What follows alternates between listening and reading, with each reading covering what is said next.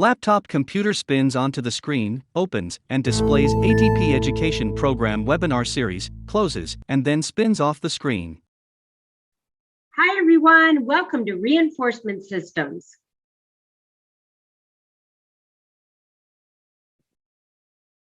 I'm Buti. I've been in the field of disabilities for 31 years. I was a special education teacher, an autism itinerant, and a special education administrator. I was the director of autism and intellectual disabilities for Chicago Public Schools. I'm now the proud owner of AIUPA, which stands for Advocate and Instructional Expert for People with Autism. Let's get started. What is reinforcement? Reinforcement is a process in which a consequence, a reinforcer, is given following a desired behavior to increase the likelihood or maintain that behavior under similar conditions. There's positive and there's negative reinforcement. Today, we're going to talk about positive reinforcement. Positive reinforcement refers to an increase in the future frequency of a behavior due to the addition of a stimulus following an event. Let's get deep into this. Right? Positive reinforcements should be individualized and individually identified to maximize students' on-task behavior and task completion. So these reinforcements should be updated often. As soon as you see the reinforcer isn't really working any longer or really doesn't have that big bang for the buck anymore, it's time to go back to the drawing board. Students should be provided feedback on their appropriate and their on-task behavior often. And they should be involved in choosing which reinforcer they are working for throughout the day. And they should be aware of it, whether they see it visually written down, whether they see the actual item, but they should be aware that they are working for whatever it is they're working for. So the process. So we're first going to identify a behavior, collect baseline data, then identify that powerful reinforcer, which we'll talk about in a second, then determine the schedule for providing that reinforcer, which we'll also talk about, then reinforce the desired behavior, take data and determine if that schedule of providing that reinforcer needs to be tweaked or adjusted at all. So I'm going to start out by talking about David. He is my powerful reinforcer story. So David was one of my students that was really difficult. I just couldn't seem to reach him. I tried everything, and I talked to his mother and last year's teacher and said, what does he like? I couldn't get him to work, and he was just not wanting to be engaged. And mom says, nothing. Teacher from last year, no, I don't know. He doesn't like anything.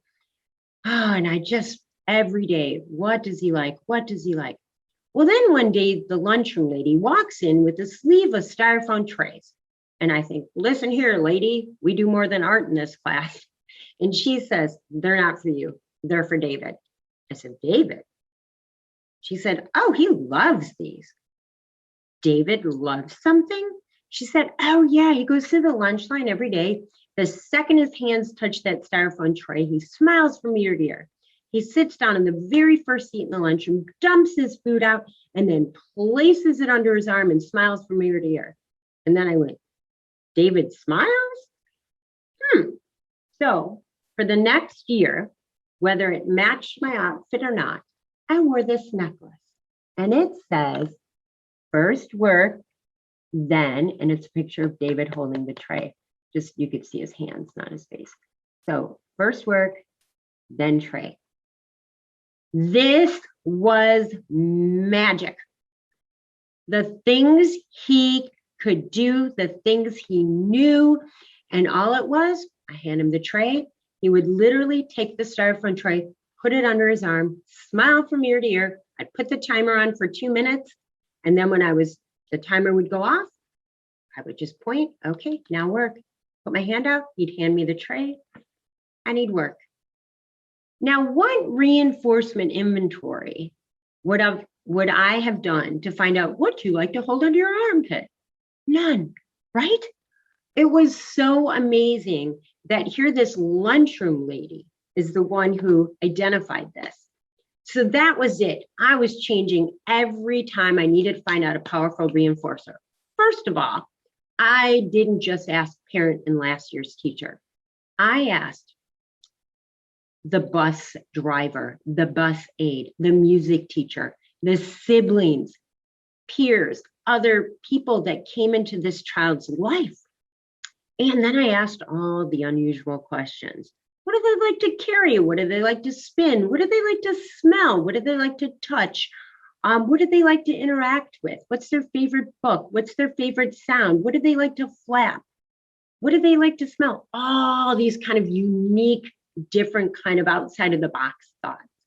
And let me tell you something. I learned quickly that many of these students did have a powerful reinforcer, and we just needed to figure it out. I remember asking a mom a lot of these questions, and I got a few answers, a few good ones. But then I asked the boy's sister, and she said, well, nobody in the house has shoelaces on their shoes. I said, why not? Because he takes them all off and he spins them all day. I said, huh. So guess what I did? I went to the dollar store, bought a gazillion shoelaces, put them in a basket. It was like heaven. All he needed, like, hey, I'm working for shoelaces, and he was spinning away. So really think outside the box and ask everybody they come in contact with, everyone who's part of their life.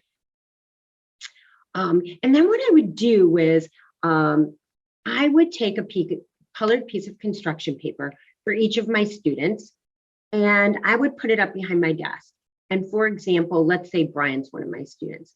I would put, it's laminated. So with dry erase marker on the left, I would put all of the powerful reinforcers, right? So this Brian loved trains and wheels and maps and Michael Jackson music. Now on the right in the upper corner, if the student had a trigger or something that really would melt him down, I would put that on there too. So these charts were for one thing and one thing only. So we weren't reinventing the wheel. If I had a substitute teacher, they knew what the reinforcer was. If the speech path came in, they knew what the reinforcer was. And they also knew what the triggers were. Now, some students don't have triggers, but if they do, write it down.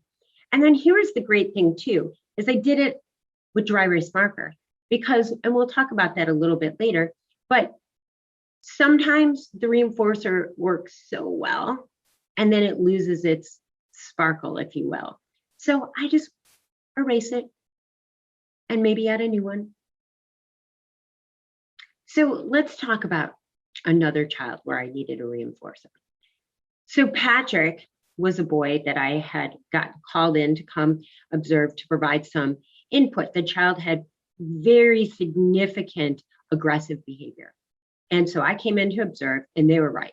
It was significantly aggressive for most of the day. Now, side note, he also didn't have a functional means of communicating. So I said, here's what we're going to do.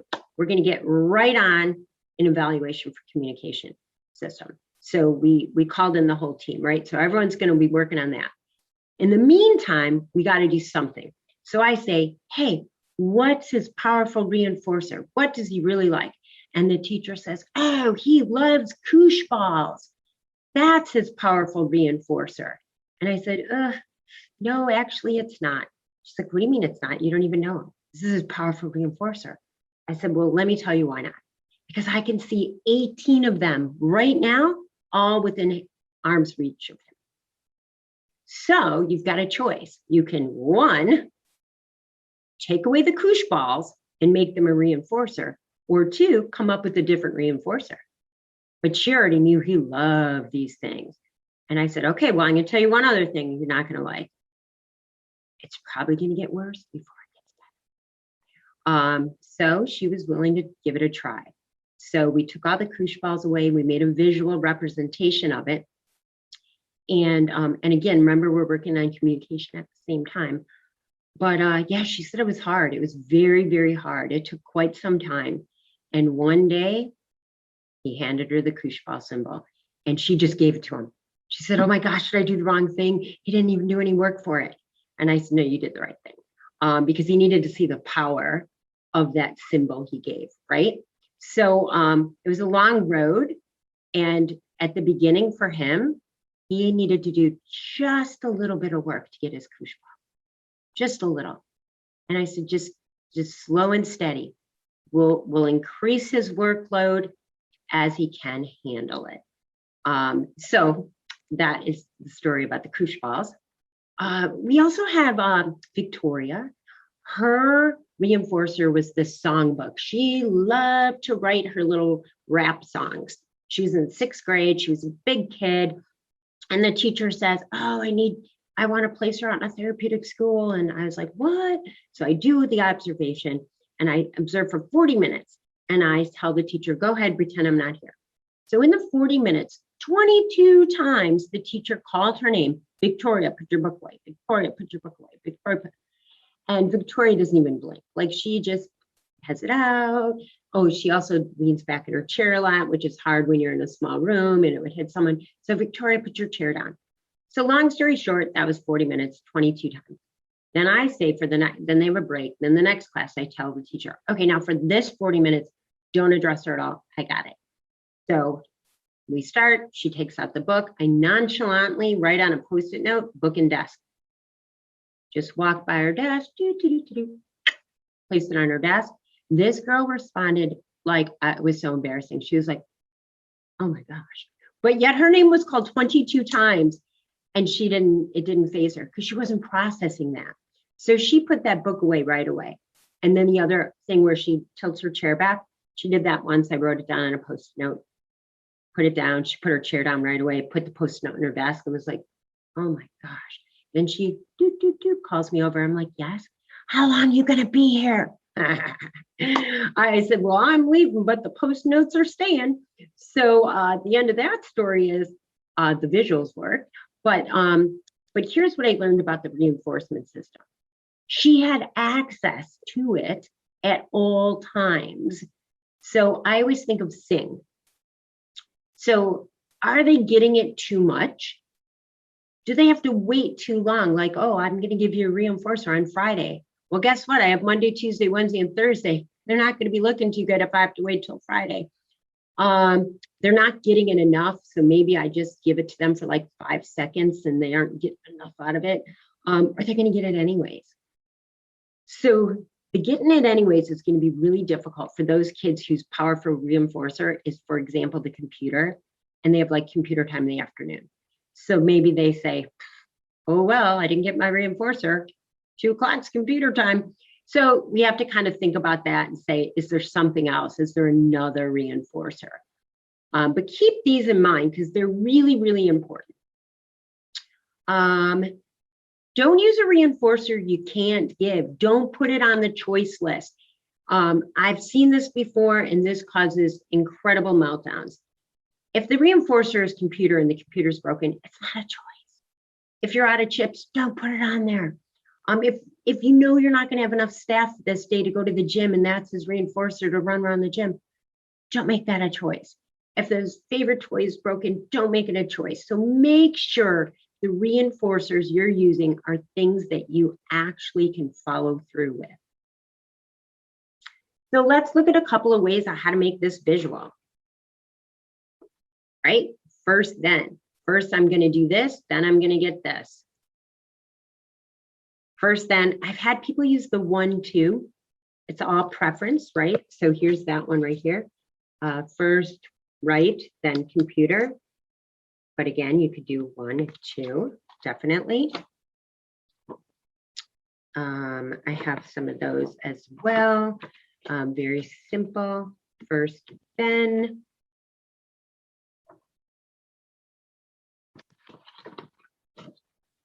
Again, first, oops, that light is shining on us. First, yes, and yes. Very simple. So we also can use some token economy. So that's the system that emphasizes reinforcing positive behavior, which we're talking about, but it's by giving them tokens. So they have to perform a certain amount of things before they get the token that they trade in for the reinforcer. Now, this cannot be used right away.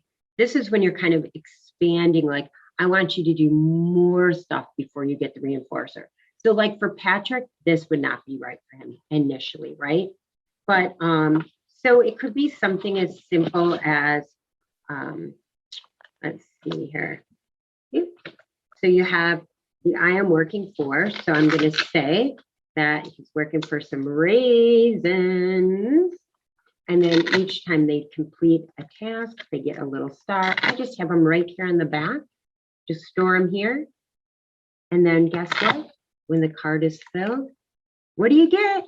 Yes, great job. You get the raisins. And then you take them all off and you start over again. Right, so here's some examples of those.